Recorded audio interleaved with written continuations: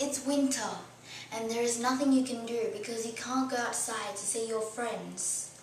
So, reading books is a great idea to pass your time by. I chose these two books to read. One of them is Oliver Twist by Charles Dickens, and the other one is The Windsinger by William Nicholson. Oliver Twist is a young boy who is an orphan, and he is raised by the church. But Oliver flees away to live on the streets of London with his friends and be pickpocketers. Well, this book, The Windsinger, talks about a young girl called Kestrel who does not like the structure of her city where people judge others on their intellectual skills. Kestrel decides to be a rebel and rants out that she does not love her emperor and has to flee away. This book considers poverty and pickpocketing, the life of crime, and workhouses back in the 1800s or the Victorian time. This book appeals to more of my friends as it describes them more. It relates to them, as Kestrel is like an ordinary teenager who wishes to make changes. This book, one of my friends, she told me, "Is this in English?" And I'm going, "Nada, it's English." But, for example, the start of the book, which is really boring and no one really likes it. So, the Parish Boys' Progress. Amongst the other buildings of the town of Mugfog, wherever that is, it boasts one of the most common of towns, great or small, to wit, a workhouse. A lot of my friends have read The Windsinger and Oliver Twist, and they all have their own opinions on why this book or that book is good.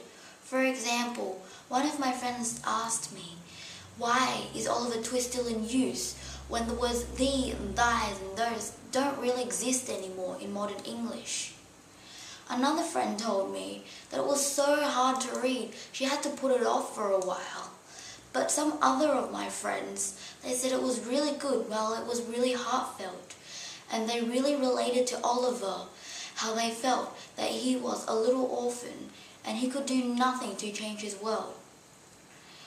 One of my friends, when he read The Windsinger, he really loved the book.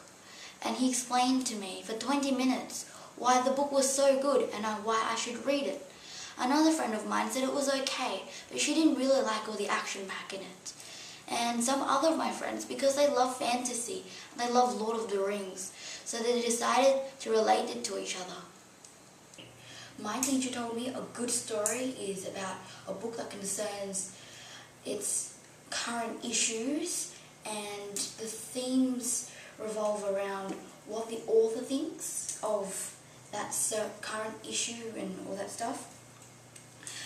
I think a good story is a character that relates to you, or makes you laugh, or makes you cry, or have a really good personality. For example, Oliver Twist. He is a really cunning boy and I actually like him a lot, even though he's a bit rebellious. I tend to like the main character of this book more. She tends to be slightly more rebellious.